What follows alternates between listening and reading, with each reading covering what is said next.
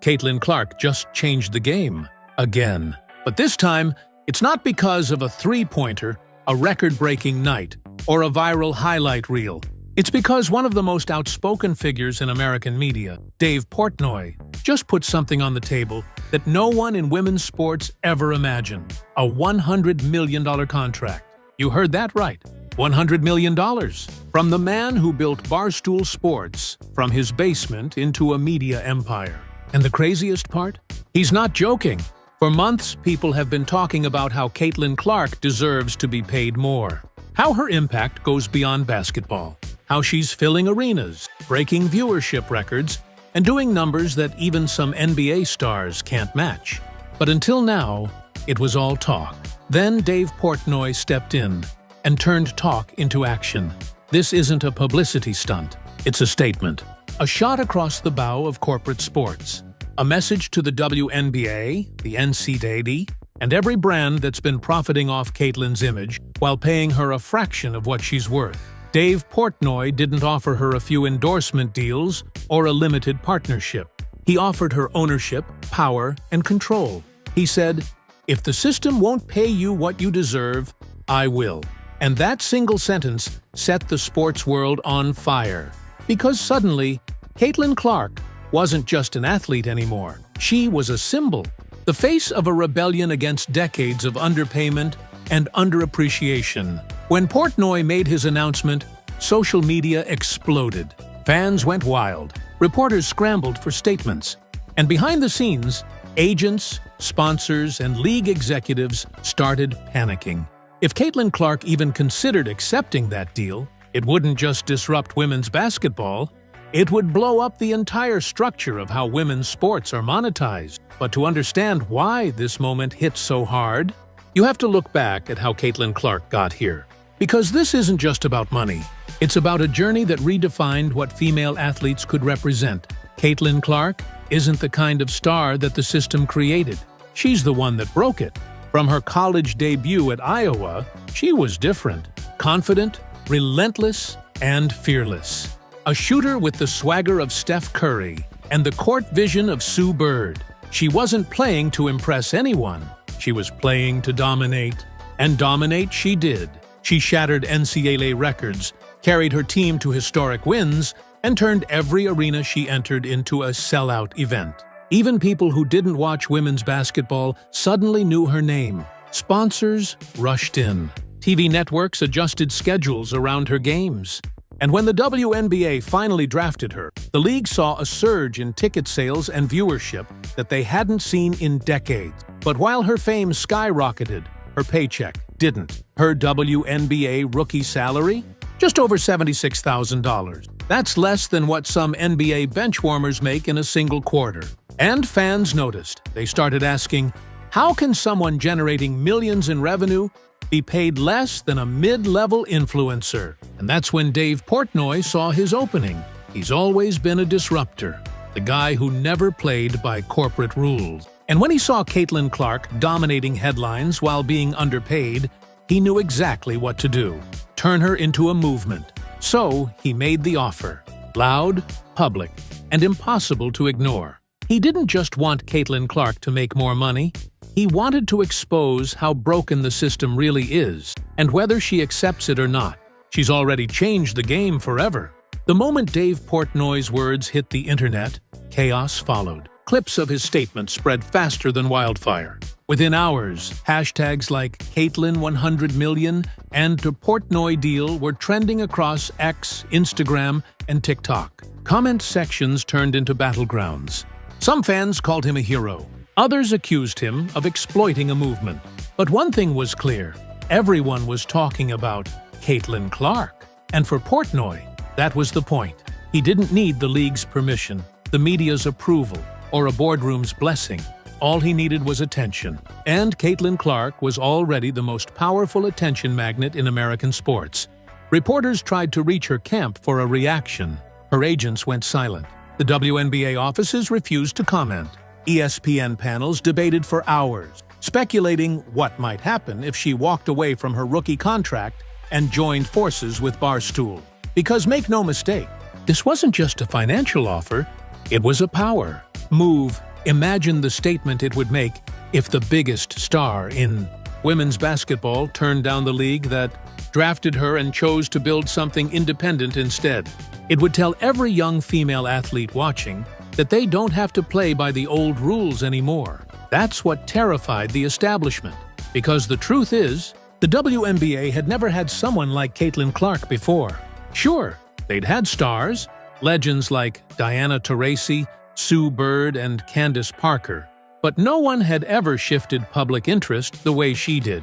Caitlin wasn't just a player. She was an economist. Tickets, jerseys, sponsorships, streaming numbers, everything she touched turned to gold. And now, with Portnoy's offer on the table, the world was realizing just how much gold there really was. But there was another layer to this story that few people noticed at first. Dave Portnoy wasn't just trying to make a statement about women's sports. He was also making a statement about the media empire he'd built. For years, Barstool had been dismissed by traditional journalists as loud, controversial, and unprofessional. Yet here it was, standing toe-to-toe with billion-dollar corporations, making offers that even networks like ESPN couldn't ignore. It was the kind of move that rewrote the definition of influence, and Caitlin Clark was at the center of it all.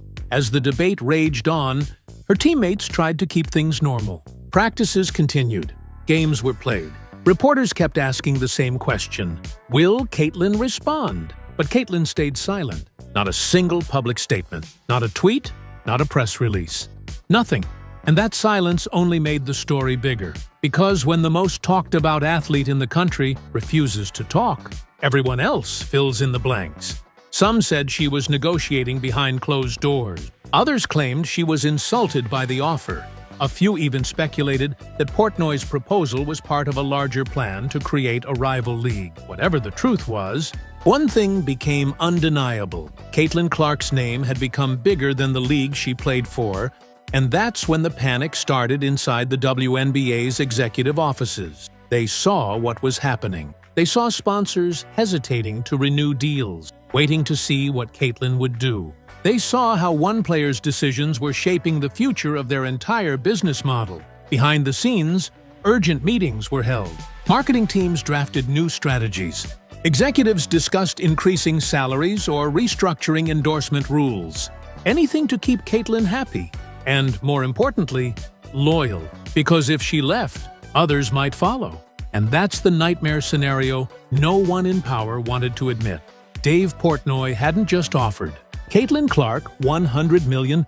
He'd opened Pandora's box. He'd revealed to every athlete, male or female, that in the age of social media, the power doesn't belong to the leagues anymore. It belongs to the people who can command attention. And Caitlin Clark commanded it better than anyone. Caitlin Clark's silence wasn't weakness.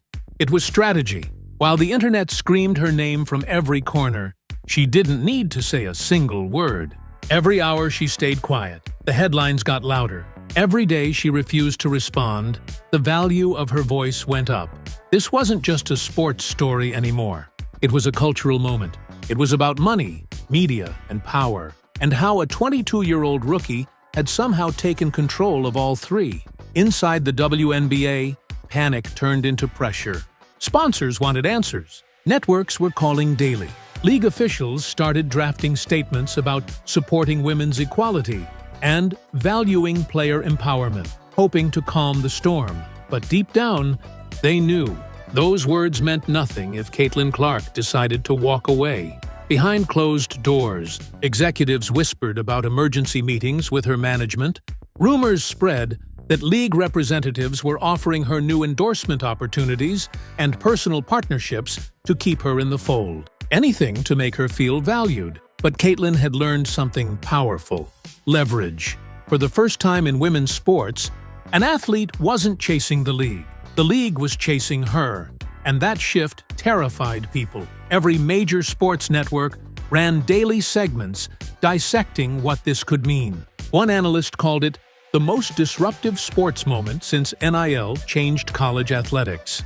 Another compared it to when LeBron James left Cleveland for Miami, not for the move itself, but for the message it sent. Because Caitlin Clark wasn't just negotiating for herself, She was setting a precedent. Dave Portnoy knew that too. He kept feeding the flames online, posting updates, teasing the deal, and doubling down in interviews. He said things like, "If the WNBA doesn't see her worth, someone else will." And that line echoed everywhere. Fans started questioning the system itself. Why did it take a controversial media mogul to offer what the league should have offered in the first place? Why was the sport's biggest star being treated like a marketing accessory instead of a foundational asset? Every question chipped away at the WNBA's credibility.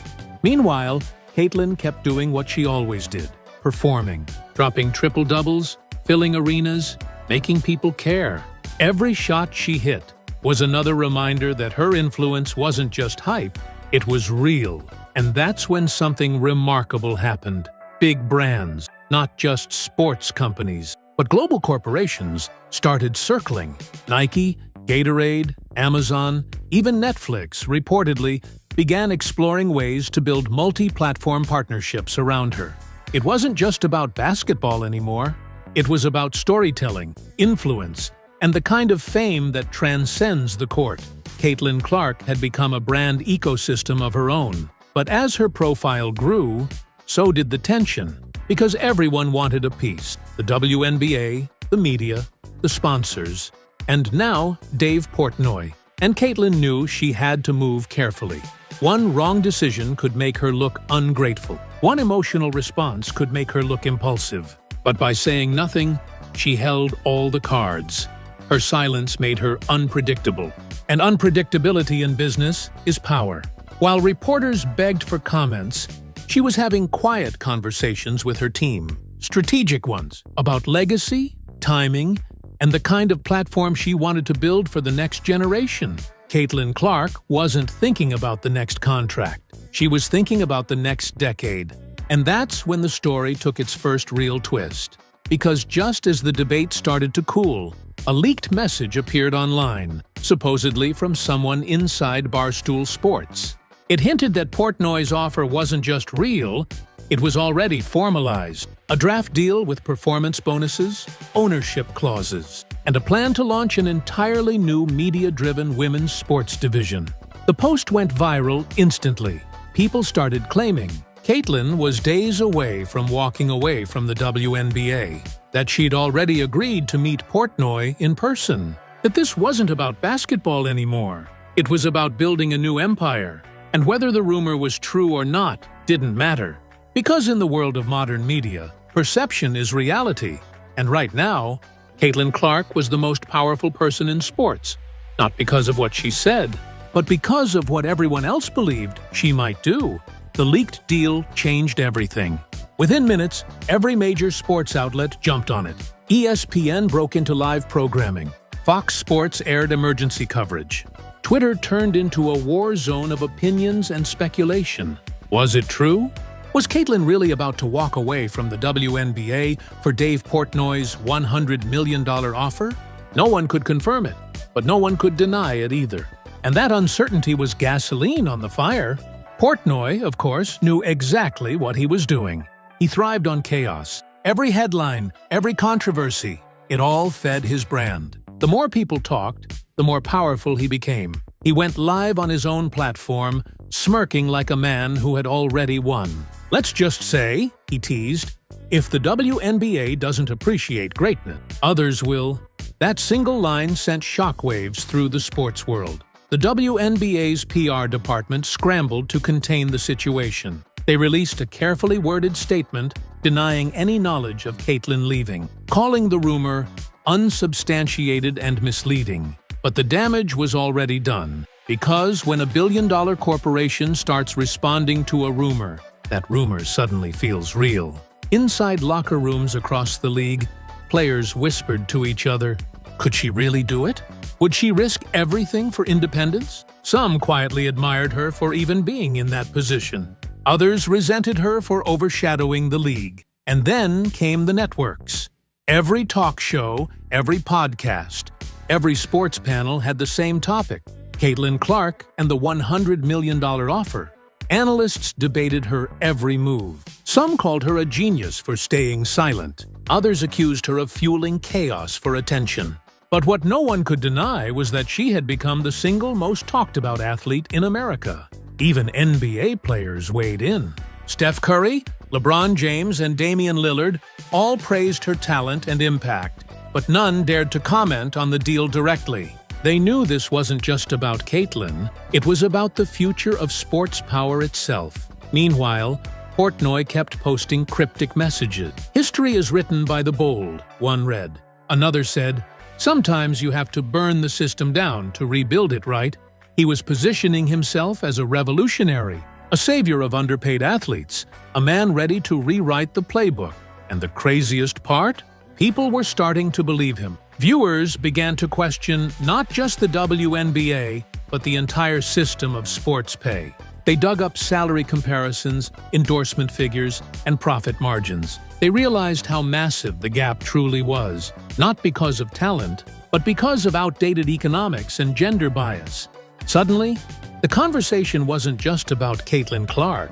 It was about fairness, equality, and the broken business model of women's sports. And for once, those discussions weren't happening in boardrooms or quiet conferences. They were happening everywhere. Online, at dinner tables, in classrooms. Caitlin Clark had unintentionally become the face of a movement. And the WNBA knew it couldn't control the narrative anymore. That's when they made their boldest move yet. They arranged a national press conference. The commissioner herself was set to speak, along with several high-ranking officials. Their goal was simple: take back control. They wanted to show confidence, authority, and unity. But when the cameras rolled, the questions weren't about the league's growth or its future. Every single reporter wanted to know one thing: what about Caitlin Clark? And when the commissioner dodged the question, the headlines wrote themselves. WNBA refuses to address Caitlin Clark controversy. League under fire for silence on 100 Minute's offer. Fans demand answers. Every attempt to regain control only made things worse. Then, almost as if on cue, Portnoy struck again. He posted a video titled "The Truth About the Caitlin Clark Deal." In it, he confirmed that an official offer had indeed been drafted, and that he had personally reached out to Caitlin's team weeks earlier. He didn't reveal details, but he smiled as he said, "Let's just say the ball's in her court now." That was all it took. Every outlet replayed the clip on loop. Every sports account shared it. Every fan had an opinion. And for the first time, the WNBA wasn't the main story in women's basketball. Caitlin Clark and Dave Portnoy were. But as the noise reached a breaking point, Caitlin finally decided it was time to speak. Her team announced a press conference. The date was set. Cameras were booked. Journalists from around the world requested access. No one knew what she was going to say. Would she accept the offer and walk away from the WNBA forever? Or would she stay and prove that some things are bigger than money? The sports world held its breath, because whatever Caitlin Clark said next would shape the future of women's basketball forever. The world waited. Cameras clicked. Microphones lined up. Every sports fan, journalist, and commentator sat on edge as Caitlin Clark walked onto the stage. No entourage, no dramatics, just Caitlin, calm, confident, and ready to take back the narrative. She looked out at the sea of cameras, took a breath, and started to speak. "I've heard everything that's been said over the past few weeks," she began, "and I want to set the record straight." The room went silent. "I'm grateful for every opportunity, every conversation, every offer that's come my way. But this isn't just about a number. It's about purpose." She paused, letting her words sink in. Women's basketball doesn't need to be rescued. It needs to be respected. It was short, sharp, and it hit like thunder. She didn't name Dave Portnoy directly. She didn't confirm or deny the offer. Instead, she flipped the entire conversation on its head. Because what everyone expected, a yes or no answer, was too small for what Caitlin represented. She wasn't just turning down or accepting money. She was redefining value itself. And with that, she walked off stage. No questions, no drama, just control. The reaction was instant. Applause erupted online. Fans called her the classiest athlete of her generation. Even critics couldn't help but admire how she handled it. Because in an age where controversy rules headlines, Caitlin Clark just proved that silence and composure can be the loudest weapons of all. But while the public celebrated her grace, behind the scenes, Dave Portnoy wasn't done yet. He released another statement hours later. Caitlin Clark made her choice, he said. But make no mistake, the revolution she started isn't stopping. And he was right. Because even though Caitlin didn't take the deal, the conversation it sparked refused to die. Sponsors, leagues, and networks were now under pressure to rethink how they treat women athletes. Suddenly, discussions about pay equity weren't someday issues. They were right-now issues.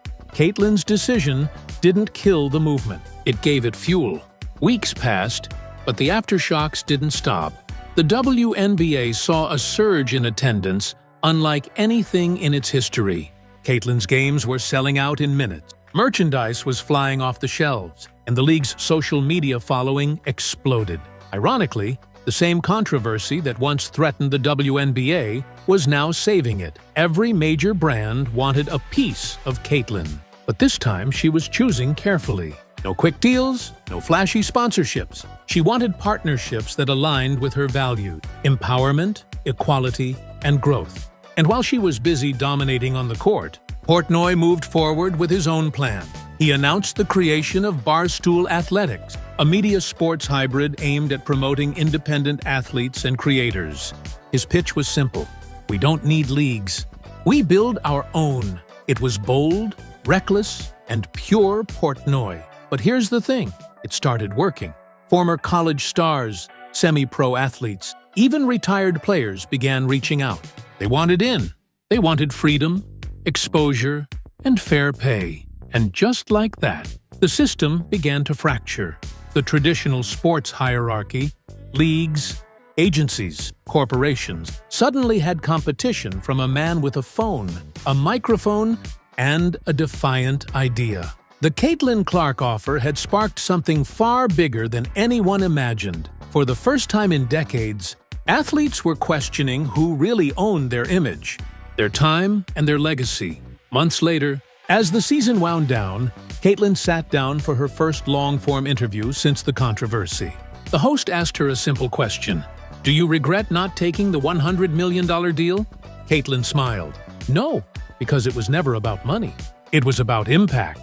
She went on to explain how the entire ordeal opened doors, not just for her, but for every young girl who ever dreamed of playing basketball professionally. "I wanted people to see that we don't have to choose between being athletes and being powerful.